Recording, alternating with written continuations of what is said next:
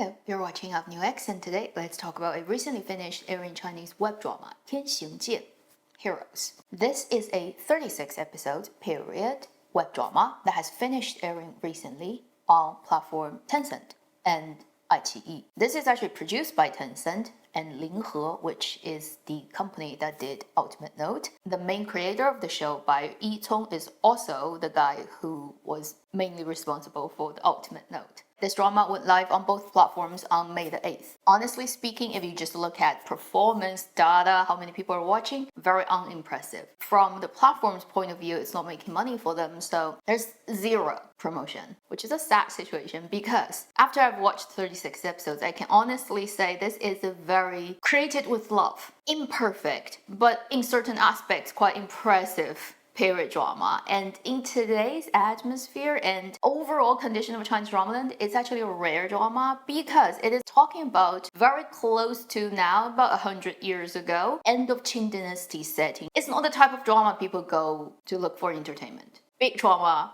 on the collective consciousness of Chinese people. Anybody who takes on this type of thing and actually treat it with respect, I respect them highly. This drama is led by Qing Junjie, Liu Yuning, Pang Hanchen as the three most important male characters in the story. Then you also have another guy who is like the 3+1 of the younger generation characters male, which is played by the actor Chen Tianming. So these four guys. Then you have the girls played by Huang Mengying, Fu Jing, Chen Siche, Huang Haoyue as the most important female characters. So in that way, you can say four guys, four girls. Then you have older actors such as very well-established actor Li Liqun and Liu Peiqi. As I've already said, this is set at the end of Qing dynasty, not yet turning into Republic of China, but soon, the historical turning point. And the story can be easily said having two layers. The top layer is a treasure hunt story of multiple groups of people. And then underneath that layer of story is talking about that era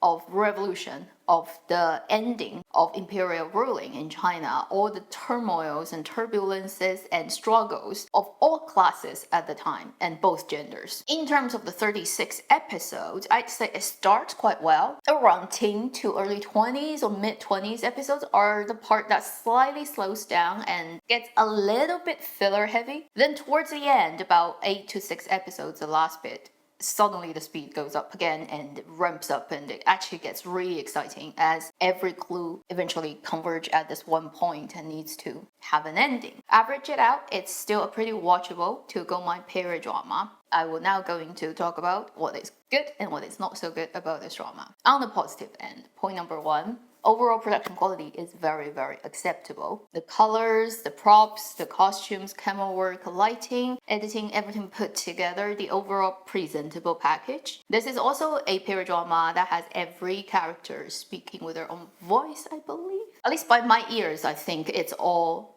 real voice from the actors. Some of them are better at line deliveries for sure, some are not so good, but it overall is very acceptable. And like I said earlier last week in my review of the second season of Joy of Life, I much appreciate the texture and color that this drama gives me, even though it's Qing dynasty style, so the guys would have that pigtail hair that most people don't like because it doesn't look good, honestly, on most people. But still, if you look at costume lighting, particularly nighttime lighting, it just looks so much better, right, than certain other period dramas. There are also other things I've noticed in this drama that I highly appreciate, which probably would come down to research / actors preparation / directors care about storytelling, because it's very time specific. It's at the end of Qing dynasty and our characters come from very specific regions. Although they speak Mandarin in this drama, they're accustomed to certain food and behaviors, such as Beijinger. They would be eating certain food in a very specific way that outsiders would not understand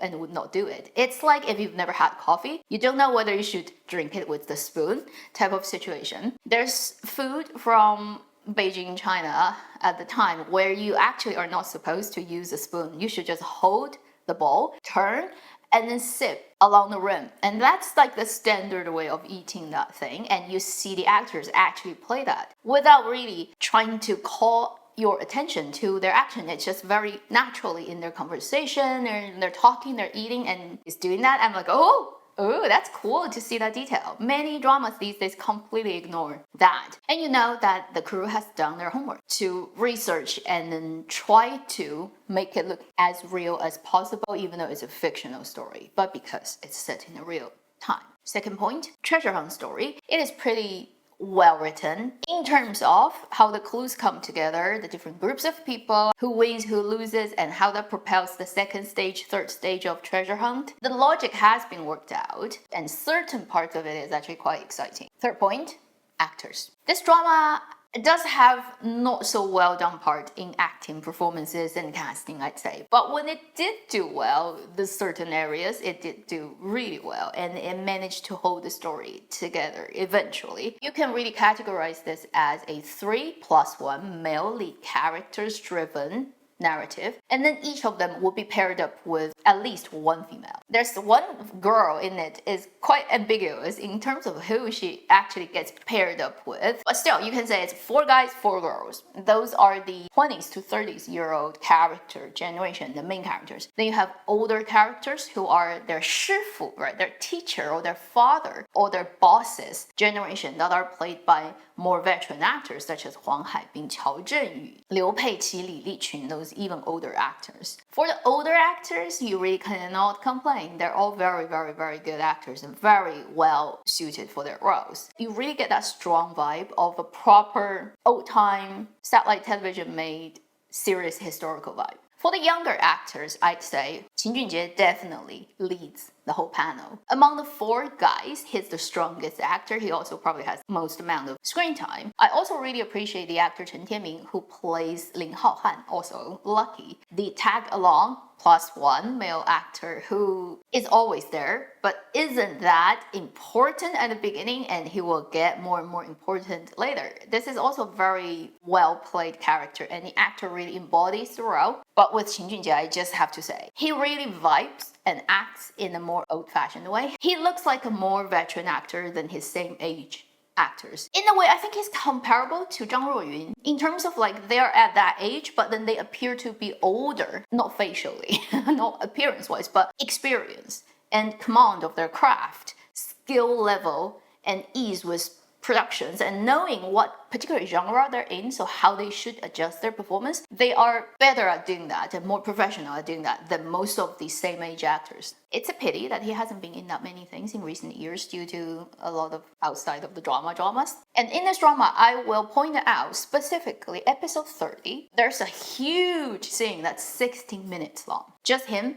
and the female lead, his paired up female lead played by Huang Mengying, sitting at a breakfast table by the river. It's literally just 2 people talking. They talked for 16 minutes. I think 8 pages of solid dialogue. You can say it's the condensed version of the whole drama. His life story, his reflections of everything that has happened to him and he has gone through up to that point, leading up to basically calling out who the girl really is that he always suspected and know, how he looks at himself and the girl, their romantic relationship, and what can happen in the future if the world is a different place. It's fantastic acting and line delivery. I'd say the best, huge, standalone, one chunk line delivery of one character I've seen this year in Chinese dramaland. I'll put it that way. The actor paced it so well, and it's gradually building up the energy till the point where it explodes. For the character, he also basically completed a huge arc, and by the end of it, he has moved on to a different stage, and the actor cleverly designed an action. I'm not gonna spoil it for you, but if you watch the drama up to that point, you would have already noticed why he designed that little thing that he always does. And in the early stage, you will not really understand why he does it. It's just like every shot, he almost always does this one thing. Later in that episode, he will do something that make you realize this is a design for the actor to create this character. So he probably designed it, or maybe with the director. It really reflects who he has been and what he has suffered. At the end of this conversation, there's this release from that thing, and you'll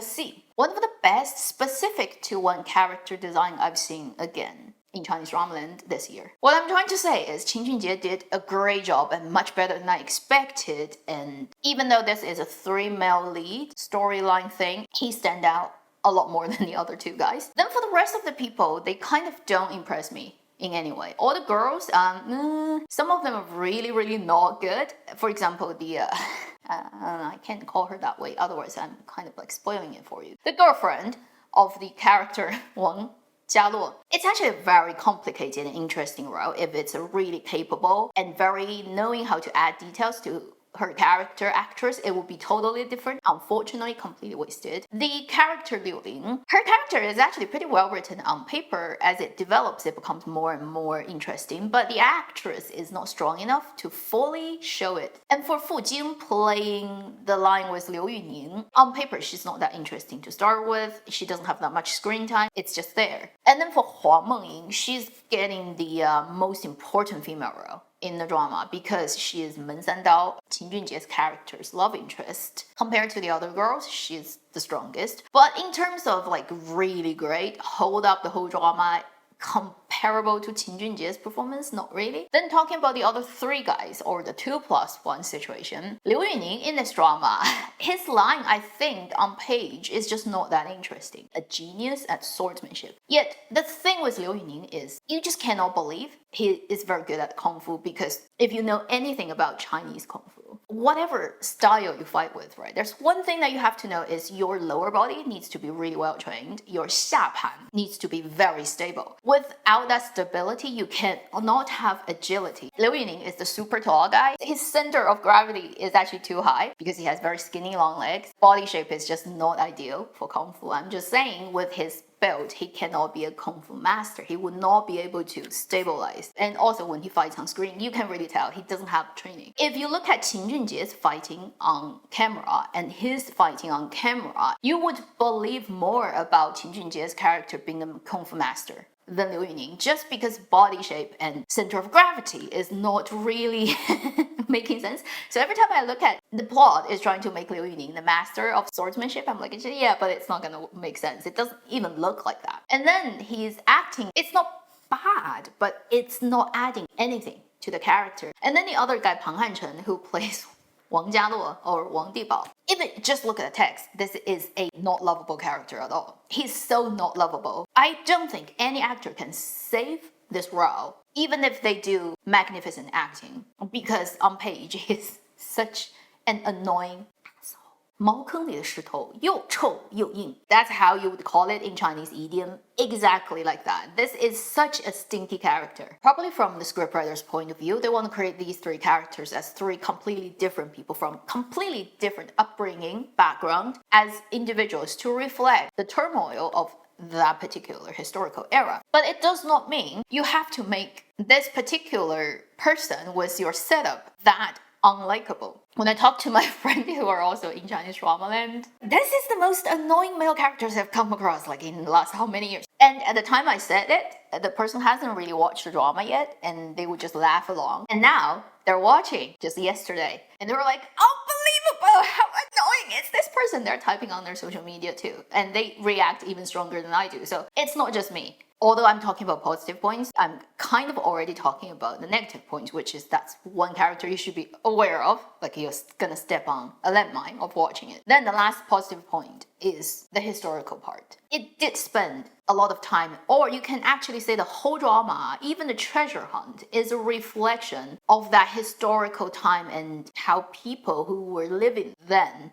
survive and struggle, having those internal conflict with themselves. They have to decide where they're gonna go. Am I gonna stand on the side of the old, or am I moving to the other camp, which is revolution, and take all that down and build a republic? It's thousands of years. At that one point is gonna change, and it's hard for everyone. Whether you come from the ruling class, from the bottom of society, how that affects each person and how they develop and change along the way. It's the best part of this drama, and it's actually really well written. Sometimes I watch those moments show up and I really feel sad but happy at the same time. Sad is not that many dramas are talking about real historical things anymore in Chinese drama land. People are just running away from reality and just like hiding in the fictional bubbles that dramas make up for them, whether it's contemporary or period. So you come across a drama that is under the disguise of being a legend and fiction, is actually talking about real historical emperors, political power like the northern warlords, Beiyang, or like the 同盟会, which later becomes 国民党.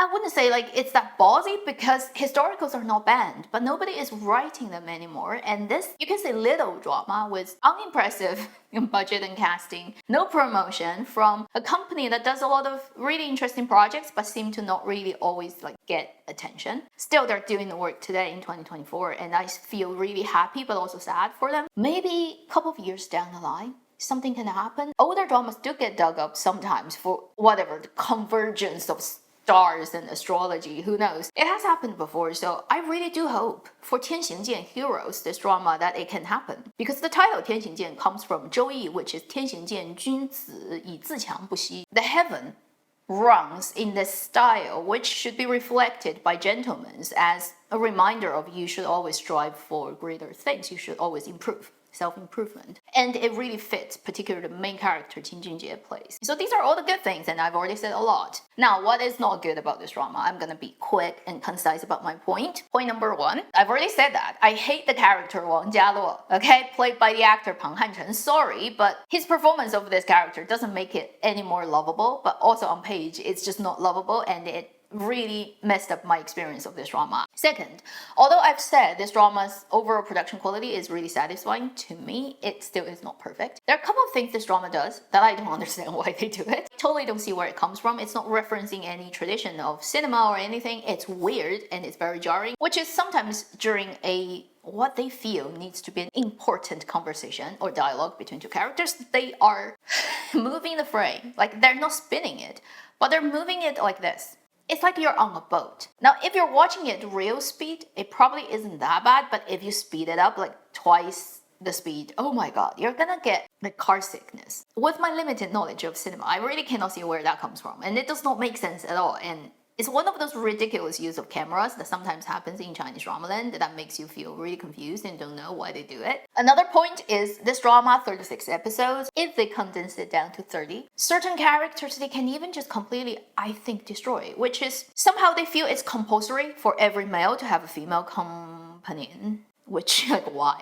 You know, it's revolutionary time. People die all the time. One final thing I would say is, apart from that the female characters are overall not that interesting, there's a group of Japanese spies in this drama led by female spies. They borderline character in terms of their function and how the character even works, talks, walks, dresses. It's extremely two-dimensional and cartoon-like. It has that feeling of like they have completely run out of creative juice and they cannot even think about how to create human-like three-dimensional Japanese female spies. So they just have to do it in an extremely funny way. You really cannot take it seriously. I guess because, again, this company is very male-orientated. They pick the male IPs from male web novels. Think about all the dramas they've done. Women's are just like decorations, right, in their productions overall. So maybe they just don't know how to write female characters. But overall, still, after watching 36 episodes, I feel it's a pleasant surprise. I didn't expect anything good coming out of this drama, honestly. The rareness of writing a story based on real historical time, real historical events, and how that affected the forerunners of China's revolution of last century, how it moved from imperial state to what it is now. Even though it's a legend, it's a fictional story, it actually does a lot of justice to take you through the journey with one or couple of specific characters, see how that gets played out on individuals and why eventually, I guess so many people have gone through that process themselves that it changed history. I highly recommend you check out the drama 天行健 Heroes. With its unevenness, there are parts of it that really shines like gems and then parts of it are confusing and not that good. But I've told you what I think and I think I covered all bases. So that should give you a good idea about whether you should try it out. Thank you for watching Avenue X. I'll see you in my next video. Meanwhile, live long and happy drama watching.